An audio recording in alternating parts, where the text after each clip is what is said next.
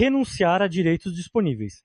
Parágrafo 1º, havendo vários interessados, a desistência ou renúncia atinge somente quem a tenha formulado.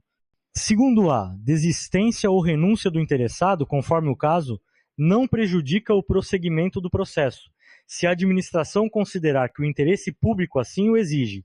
Artigo 52. O órgão competente poderá declarar extinto o processo quando exaurida sua finalidade ou o objeto da decisão se tornar impossível, inútil ou prejudicado. Capítulo 14.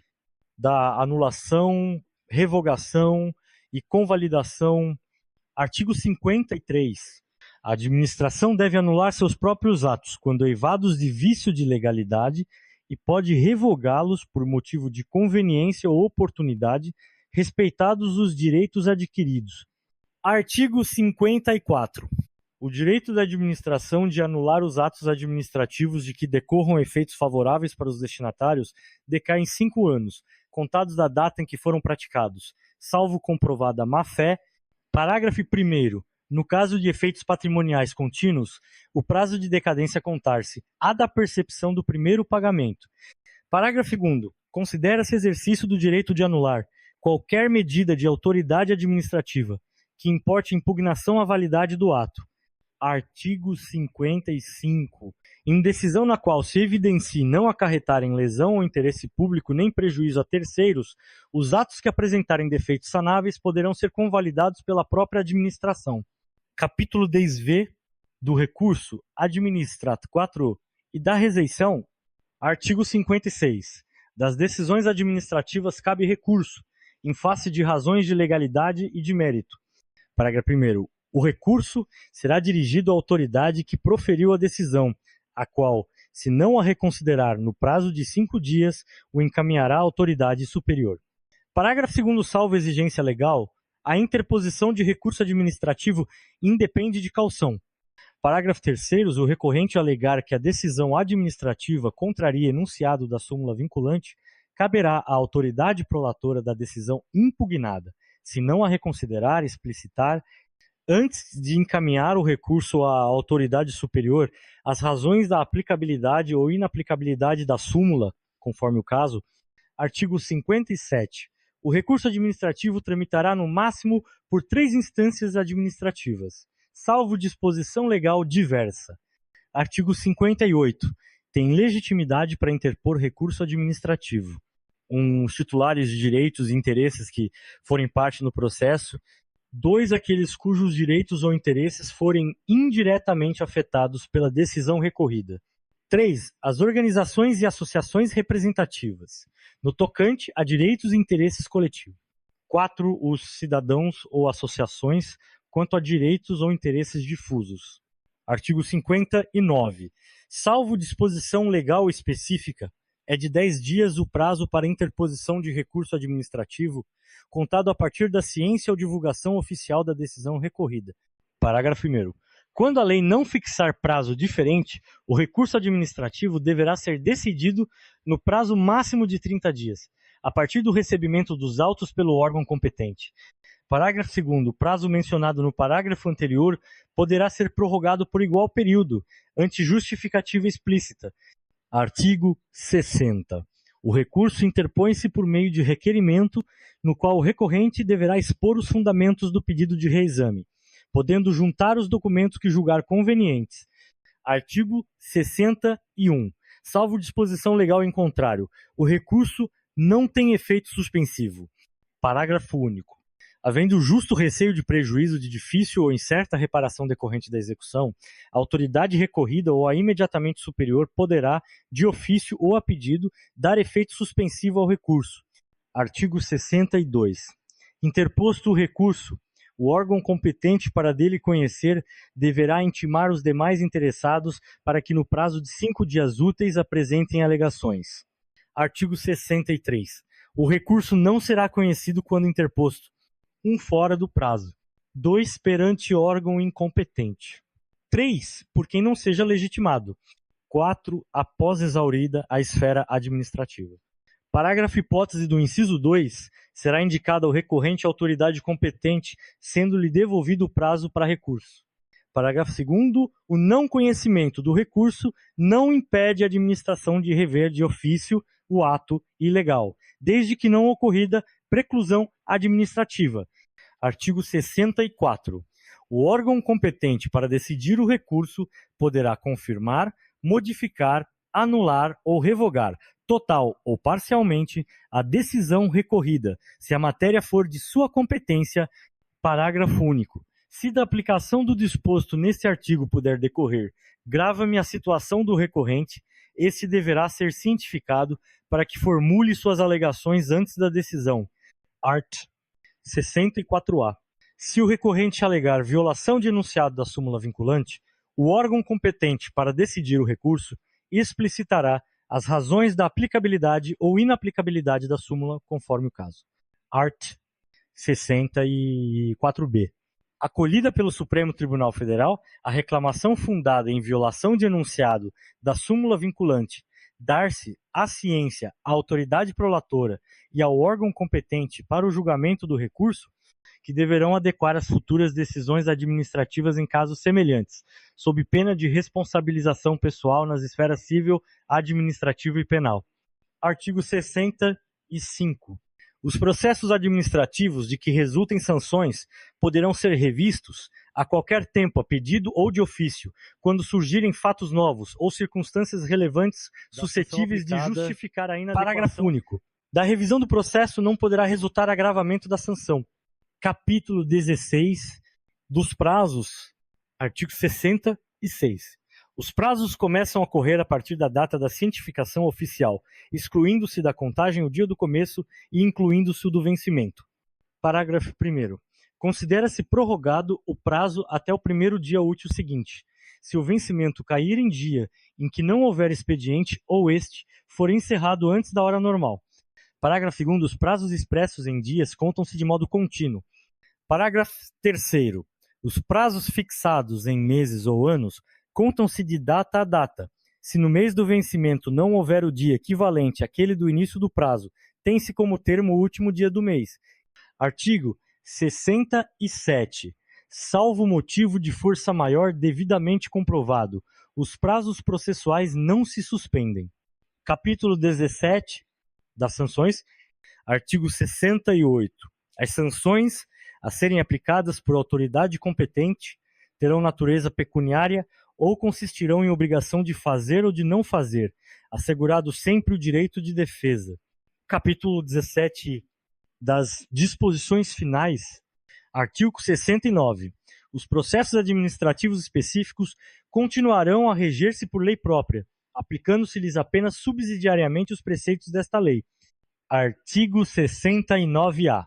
Terão prioridade na tramitação, em qualquer órgão ou instância, os procedimentos administrativos em que figure como parte ou interessado, uma pessoa com idade igual ou superior a 60 anos, 2 pessoas portadoras de deficiência física ou mental, 3 vetado, 4 pessoas portadoras de tuberculose ativa, esclerose múltipla, neoplasia maligna, hanseníase, paralisia irreversível e incapacitante, cardiopatia grave, doença de Parkinson, espondiloartrose anquilosante, nefropatia grave, hepatopatia grave, estados avançados da doença de Paget osteite deformante, contaminação por radiação, síndrome de imunodeficiência adquirida ou outra doença grave, com base em conclusão da medicina especializada, mesmo que a doença tenha sido contraída após o início do processo.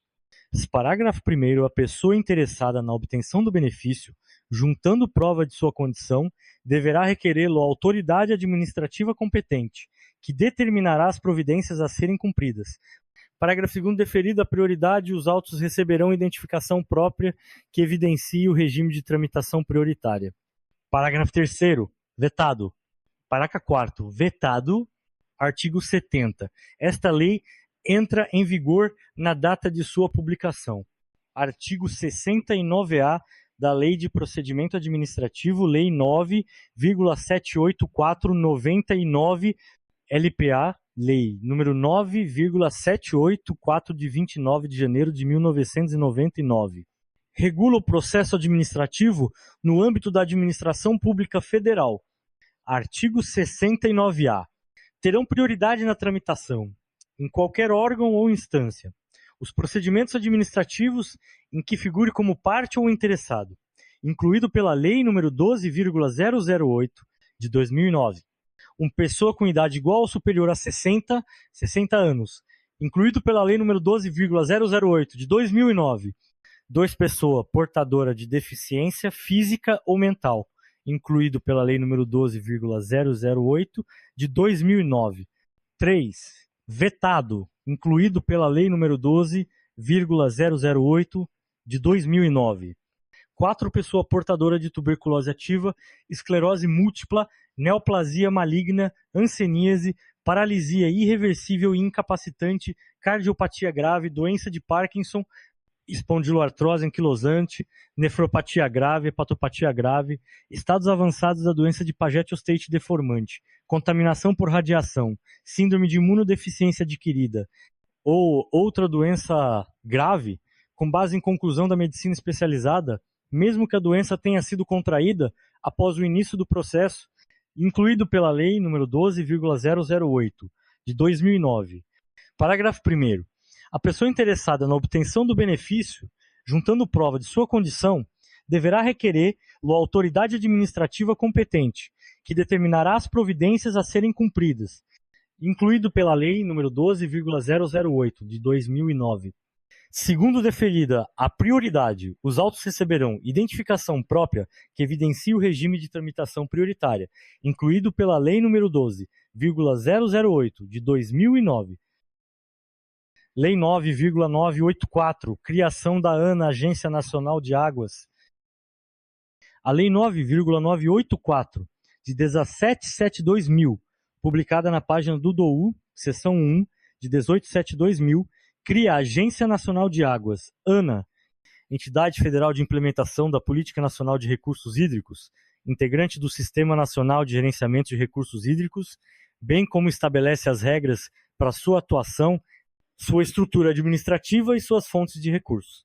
Dentre outras normas, o referido ato estabelece que a atuação da ANA obedecerá aos fundamentos, objetivos, diretrizes e instrumentos da Política Nacional de Recursos Hídricos e será desenvolvida em articulação com órgãos e entidades públicas e privadas integrantes do Sistema Nacional de Gerenciamento de Recursos Hídricos, cabendo-lhe a supervisionar, controlar e avaliar as ações e atividades decorrentes do cumprimento da legislação federal pertinente disciplinar aos recursos em caráter normativo, a implementação, a operacionalização, o controle e a avaliação dos instrumentos da Política Nacional de Recursos Hídricos, c. outorgar, por intermédio de autorização, o direito de uso de recursos hídricos em corpos de água de domínio da União, d. fiscalizar os usos de recursos hídricos nos corpos de água de domínio da União e elaborar estudos técnicos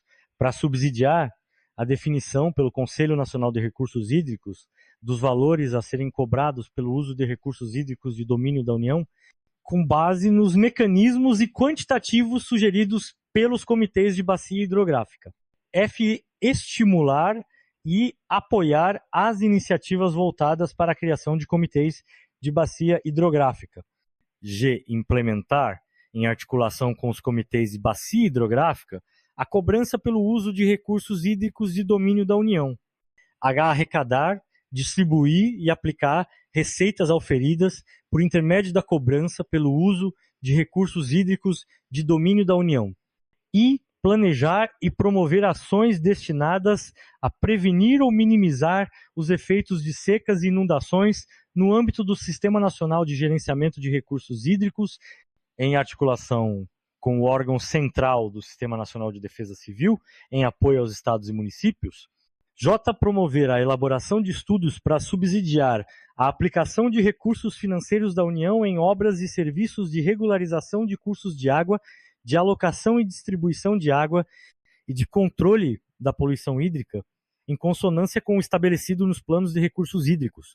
L. Definir e fiscalizar as condições de operação de reservatórios por agentes públicos e privados, visando a garantir o uso múltiplo dos recursos hídricos conforme estabelecido nos planos de recursos hídricos das respectivas bacias hidrográficas.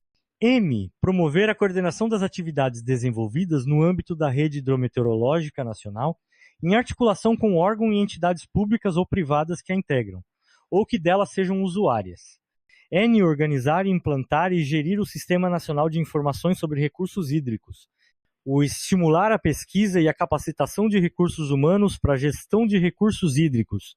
P. Prestar apoio aos estados na criação de órgãos gestores de recursos hídricos, que propor ao Conselho Nacional de Recursos Hídricos o estabelecimento de incentivos, inclusive financeiros, à conservação qualitativa e quantitativa de recursos hídricos. O referido ato altera os artigos número da Lei 8,001, de 13.390, 33, 35 e 46 da Lei 9,433, de 8.197, ou de 9.97, e 17 da Lei 9,648, de 27.598, informativo 21.98, Lei 10,098/2000, estabelece normas gerais e critérios básicos para a promoção da acessibilidade das pessoas portadoras de deficiência ou com mobilidade reduzida e dá outras providências. O Presidente da República faz saber que o Congresso Nacional decreta e ou sanciona a seguinte lei. Capítulo I. Disposições gerais. Artigo 1º.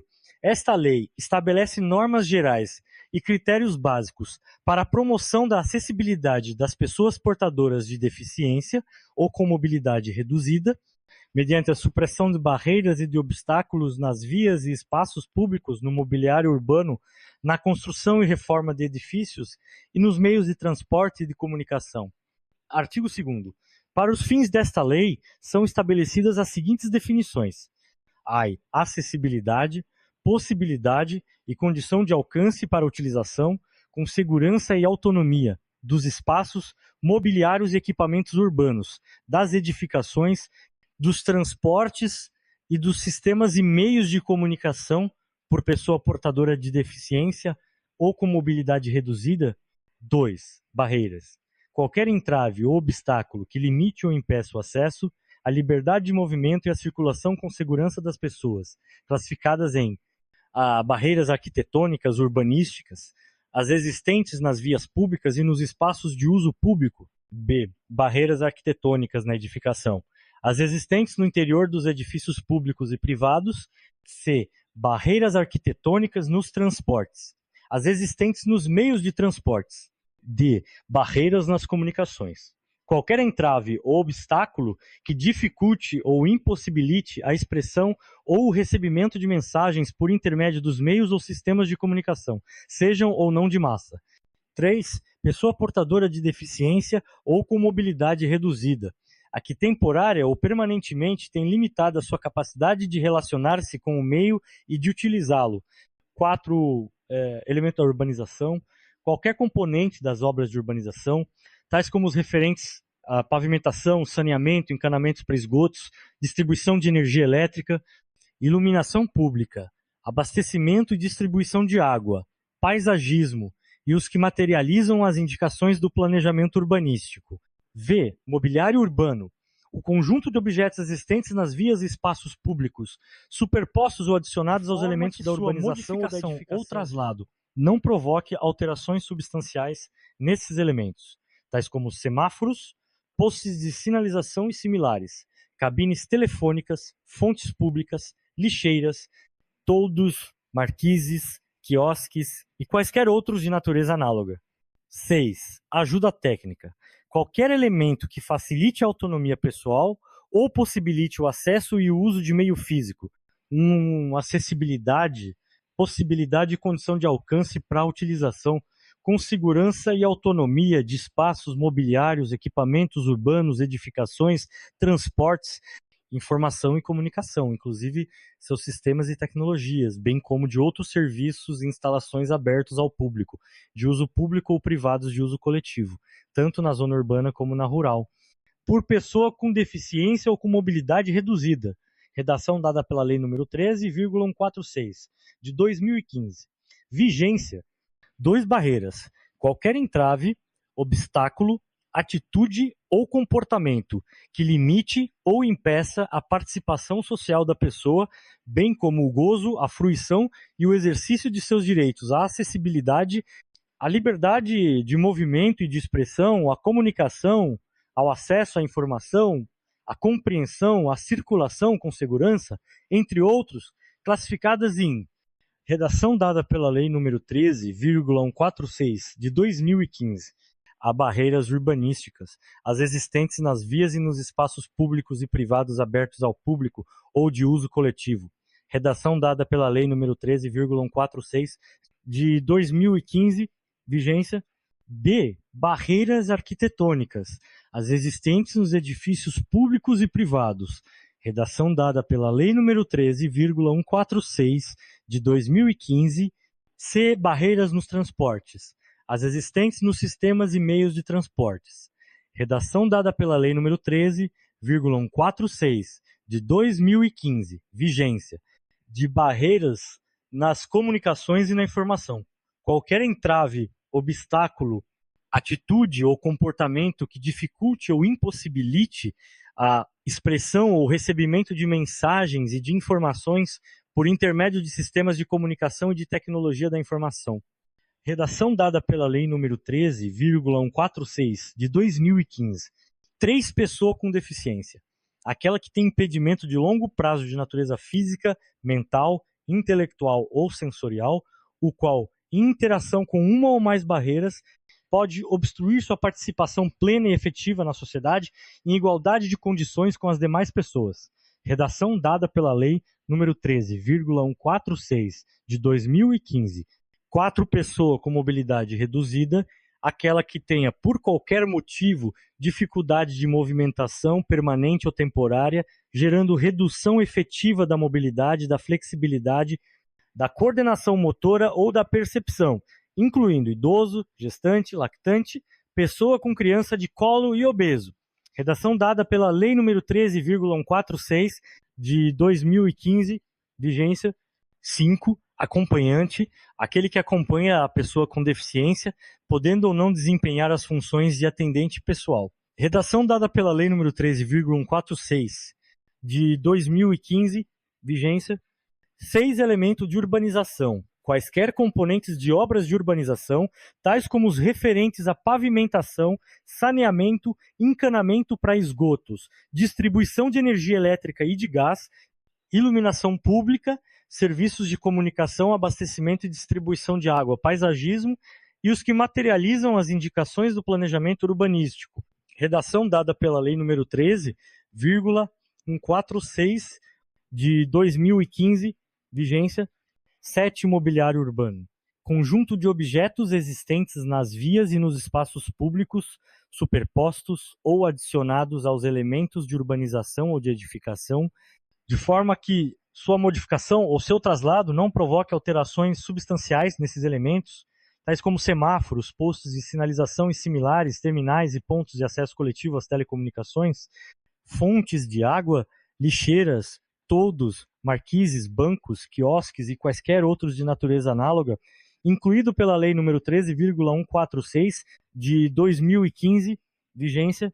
8. Tecnologia assistiva ou ajuda técnica, produtos, equipamentos, dispositivos, recursos, metodologias, estratégias, práticas e serviços que objetivem promover a funcionalidade relacionada à atividade e à participação da pessoa com deficiência ou com mobilidade reduzida, visando a sua autonomia, independência, qualidade de vida e inclusão social, incluído pela Lei nº 13,146, de 2015, vigência.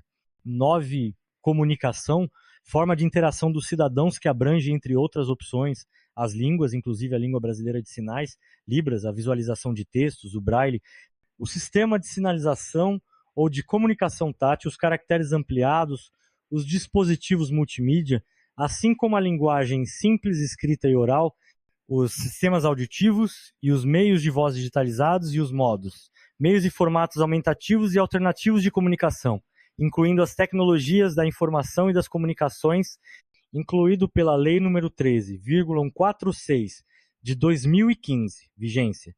10 desenho universal, concepção de produtos, ambientes, programas e serviços a serem usados por todas as pessoas, sem necessidade de adaptação ou de recursos de tecnologia assistiva, incluído pela Lei nº 13,146, de 2015, vigência, capítulo 2 dos elementos da urbanização, artigo 3º, o planejamento e a urbanização das vias públicas, dos parques e dos demais espaços de uso público deverão ser concebidos e executados de forma a torná-los acessíveis para as pessoas portadoras de deficiência ou com mobilidade reduzida.